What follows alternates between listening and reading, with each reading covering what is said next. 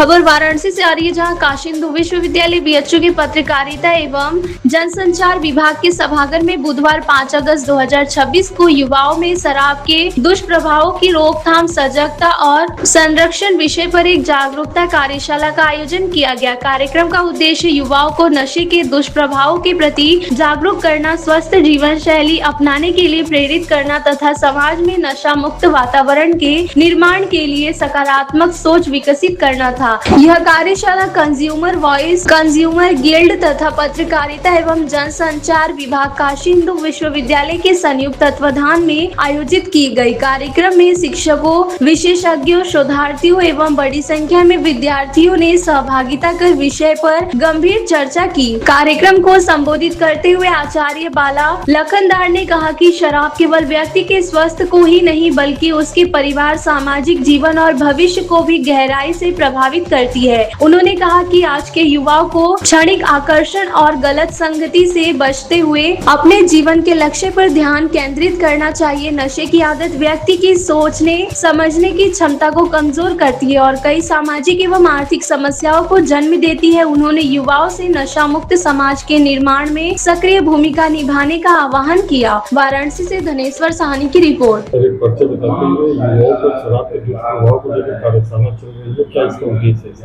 जी, मेरा नाम बाला लखेंद्र है। मैं काशी हिंदू विश्वविद्यालय के पत्रकारिता और जनसंप्रेषण विभाग में आचार्य हूँ। ये जो कार्यशाला आयोजित किया गया है, पूरे देश में अभी नशा मुक्त युवा नशा मुक्त भारत अभियान चलाया जा रहा है और इसका मूल उद्देश्य है कि हम युवाओं को नशा मुक्त बनाएं। उसी उद्देश्य से आज ये कार्यक्रम यहाँ आयोजित है। ये कार्यशाला है 1 दिवसीय। हम यहाँ विभिन्न शिक्षकों को, हम चिकित्सकों को यहाँ आमंत्रित किए हैं। वो बताएंगे कि यदि कोई व्यक्ति नशा का शिकार हो गया है तो वो उससे कैसे बचे, उसके लिए क्या दवाइयाँ हैं। और अभी जो हमारे कुल सचिव महोदय ने भी कहा कि ये एक बुराई नहीं है बल्कि एक बीमारी है। नशा जो है एक बीमारी है। तो इस बात की आवश्यकता है कि युवाओं को जागरूक किया जाए, उन्हें बताया जाए और यदि कोई युवा इससे प्रभावित हो गए हैं तो उसके समाधान की दिशा में काम हो। तो इसी उद्देश्य से ये कार्यशाला आयोजित किया गया है। सरकार लगातार जो है नशा मुक्ति अभियान चला रही है और एक तरफ बात कर रही है कि 2047 में विकसित भारत जिसमें युवाओं का बहुत बड़ा योगदान होगा और आय का स्रोत देखा जाए सरकार का तो सबसे बड़ा शराब ही है। और देखिए, ऐसा नहीं है कि आय का जो स्रोत है सिर्फ शराब है। ये हमारा एक गलत कंसेप्ट है। अब देखिए, बिहार एक प्रदेश है, आप सभी जानते होंगे, बिहार में शराबबंदी है। तो क्या बिहार राज्य विकास नहीं कर रहा है? बिहार के सारे संसाधन खत्म हो गए। ये गलत मानसिकता है, ये गलत पोर्ट्रेयल है कि नहीं शराब बेचेंगे तभी वो हम राज्य का ये करेंगे। बिहार इसका उदाहरण है, महाराष्ट्र इसका उदाहरण है। सेवाग्राम वर्धा में गांधी ने पहली बार कहा था कि नशा को पूरी तरह से बंद करो, वहाँ कोई नशा नहीं पीता है। तो क्या वो सब सरकार नहीं चल रही है? ये ऐसा नहीं है। एक ये पोर्ट्रेयल है कि शराब से सरकार को अधिक से अधिक इनकम होता है, ये एक सत्य है। लेकिन सरकार बिल्कुल इससे खिलाफ है। अगर आप अपने युवाओं को, अपने लोगों को बता दें कि हमें शराब नहीं पीना है, मुझे शराब की दुकान पर नहीं जाएंगे, शराब बनेगा नहीं, बिकेगा नहीं, तो आप आत्मानुशासन की बात करिए, आप सचेत होइए, तभी ये संभव है। तभी ये जो नशा मुक्त युवा और नशा मुक्त भारत और विकसित भारत की संकल्पना साकार हो सकती है। नहीं, कार्यशाला तो पूरे देश में संचालित हो रहा है। ये अभी काशी हिंदू विश्वविद्यालय के पत्रकारिता विभाग में है। हम और विभागों में भी इसका आयोजन करेंगे। सर, एक परिचय बताते हुए युवाओं में शराब के दुष्प्रभाव को लेकर कार्यशाला चल रही है, क्या कहेंगे? देखिए, ये बहुत ही एक ज्वलंत विषय है और जैसा भी माननीय प्रधानमंत्री जी ने पिछले रविवार को नशा मुक्त भारत का संकल्प दिलाया, तो उस परिप्रेक्ष्य में अगर देखें तो मैं समझता हूँ कि आज की ये कार्यशाला बहुत ही ज़्यादा रिलेवेंट है और इससे जो भी इसके आउटकम होंगे, जो इससे निकल करके बातें आएंगी, तो निश्चित ही उसका एक बहुत ही पॉजिटिव प्रभाव पड़ेगा। तो कैसे सर इसको किया जाएगा? जैसे भारत में युवाओं में नशा जो है बहुत ज़्यादा बढ़ गया है, उसको कैसे कम किया? देखिए, कोई भी समस्या है उसको उसके जड़ पर प्रहार करना पड़ता है। वास्तव में जो शराब का कंजम्पशन है, लिकर कंजम्पशन है, तो इसको जैसा मैंने कहा कि एक तरह से सामाजिक स्वीकृति मिली हुई है। ऐसी बहुत सी गतिविधियां हैं जिसकी सामाजिक स्वीकृति नहीं है, वो चोरी छुपे होती हैं, लेकिन चूंकि सामाजिक स्वीकृति मिल चुकी है तो ये खुलेआम भी होने लगा है। अब पहले जो आयु का एक बैरियर था, एज का बैरियर था, वो खत्म हो गया, स्त्री पुरुष का बैरियर खत्म हो गया और समाज ने इसको एक्सेप्ट कर लिया है कुछ हद तक। तो इसको, जैसा आज के इस चर्चा में भी बात हो रही थी कि इसके दुष्प्रभावों के प्रति जागरूक करना सबसे महत्वपूर्ण है। अगर हम इसके दुष्प्रभावों के प्रति लोगों को जागरूक करते हैं, खासतौर से युवाओं को, क्योंकि देखिए एक व्यक्ति जिसको 45 साल की उम्र में हार्ट अटैक होता है, तो वो 45 साल तो उसकी आयु हुई, उसकी शुरुआत 20 वर्ष से हो जाती है जब वो शराब का सेवन करना शुरू करता है, उल्टे पुल्टे बाहर के खाने खाता है, नशे की गिरफ्त में आता है। तो इस बात को समझना होगा कि एक युवा शुरू में इस चीज़ को नहीं समझता है, क्योंकि उसका जो शरीर है वो युवा शरीर है, वो इन चीज़ों को एब्जॉर्ब कर लेता है, लेकिन जैसे जैसे आयु बढ़ती है वैसे वैसे इसके दुष्परिणाम सामने आने शुरू होते हैं। ऐसे मौजूदा जो समाज है, युवा हो गए, उसके साथ साथ स्त्रियाँ भी अल्कोहल का सेवन कर रही हैं, ये लोगों से कैसे समझाया?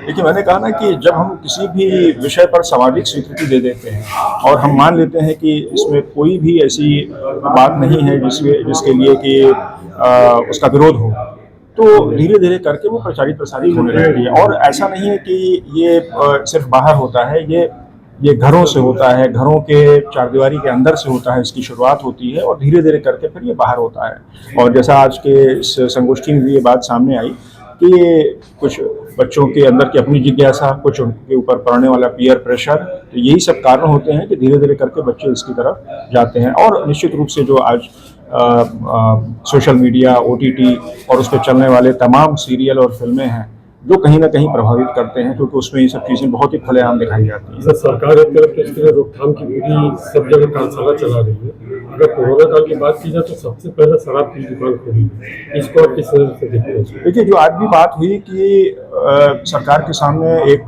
रेवेन्यू अर्निंग का भी एक कार्यक्रम है कि उसको रेवेन्यू भी अर्न करना है, और साथ ही साथ उसको स्वास्थ्य की। ये बात सही है कि अगर सरकार के रेवेन्यू और स्वास्थ्य दोनों के बीच में अगर तुलना की जाए तो शायद सरकार को स्वास्थ्य पे ज़्यादा खर्च करना पड़ता है जितना उसको रेवेन्यू मिलता है उससे। तो कहीं ना कहीं इस पर ध्यान देने की आवश्यकता है। सर, शराब को दुष्प्रभाव को लेकर एक कार्यशाला चल रही है, क्या कहेंगे? पुनीत मिश्रा नाम है और के विश्वविद्यालय में जागरूकता लाई जा रही है, ताकि जिस तरीके से अभी देखने में हाल फिलहाल में आपके माध्यम से या सूचनाओं के माध्यम से, अन्य लोगों के माध्यम से जानकारी मिली कि विश्वविद्यालय में कई ऐसे स्थान थे जिन पे कई आपत्तिजनक सामग्रियां पाई गई अलग अलग जगह पे। तो कहीं ना कहीं जो विश्वविद्यालय की छवि बाहरी लोग आकर के ये बिगाड़ने की कोशिश कर रहे हैं कि यहाँ नशा खुरानी है सब। तो कैंपस में नशे की स्थिति पे, नशे पे जागरूकता फैलाने के लिए सेमिनार किया जा रहा है, और निश्चित ही विश्वविद्यालय के युवा, विश्वविद्यालय के विद्यार्थी इससे जुड़ेंगे और विश्वविद्यालय में नशे की जागरूकता के लिए और ऐसे कार्यक्रम होते रहेंगे। सरकार की तरफ से लगातार कार्यशाला चलाया जा रहा है, और देखा जाए तो नशा जो है बंद करने के लिए कराया जा रहा है, लेकिन शराब पर जो ये बात है तो कोरोना काल में अगर देखा जाए सबसे पहले शराब की ही दुकान खोली थी। निश्चित ही शराब की दुकानें खोली गई थी, और उस समय तो ये भी कहा गया था कि अर्थ सहयोगी लोग हैं जो मतलब शराब का क्रय कर रहे हैं, खरीद रहे हैं, वो अर्थ सहयोगी लोग हैं, उनका बड़ा सम्मान हुआ था ठेके के बाहर। देखने को कोविड काल में हम लोग यहीं से देखने को मिला था। लेकिन क्या ये शराब किसी परिवार को भी खुशहाल रखती है? क्या ये शराब किसी पिता को उसकी बेटी के सामने सम्मान दे पाती है? क्या ये शराब किसी पति को उसकी पत्नी के सामने वो सम्मान दिला पाती है? तो अगर जवाब हम खुद से ढूंढेंगे तो जवाब नहीं है। एक तरफ बुद्धिजीवी लोग कह रहे हैं कि शराब को बंद करना चाहिए, दूसरी तरफ वही बुद्धिजीवी लोग कह रहे हैं कि शराब जो है रेवेन्यू भारत का इससे तगड़ा आता है। इस संदर्भ में क्या कहेंगे? एक तरफ सरकार कार्यशाला चला रही है, दूसरी तरफ सरकार शराब को बंद भी नहीं कर रही है। देखिए, निश्चित ही शराब को बंद करने के पक्ष में ये तो बहुत बड़ा एक प्रोसेस है, लेकिन मैं ये कहूँगा कि हम किसी और पे ना रहें, हम पहले खुद को चेंज लाएं, हम अपने खुद पे परिवर्तन लाएं, हम पहले खुद उस दिशा में चलें, फिर दूसरों से उम्मीद करें। 2047 में विकसित भारत की बात हो रही है, इस समय कार्यशाला चल रहा है कि युवा जो है शराब से जो दुष्प्रभाव पड़ रहा है, क्या लग रहा है 2047 में विकसित भारत बनेगा? निश्चित ही 2047 में विकसित भारत की ओर हम लोग अग्रसर हैं और बढ़ रहे हैं देश में। और काशी हिंदू विश्वविद्यालय में आपको जो माहौल अभी वर्तमान में देखने को मिल रहा है, निश्चित ही ऐसी कार्यशाला, सेमिनार के माध्यम से हमको ये देखने को मिल रहा है कि हम 2047 में जो भारत की परिकल्पना कर रहे हैं, साकार होती नजर आ रही है।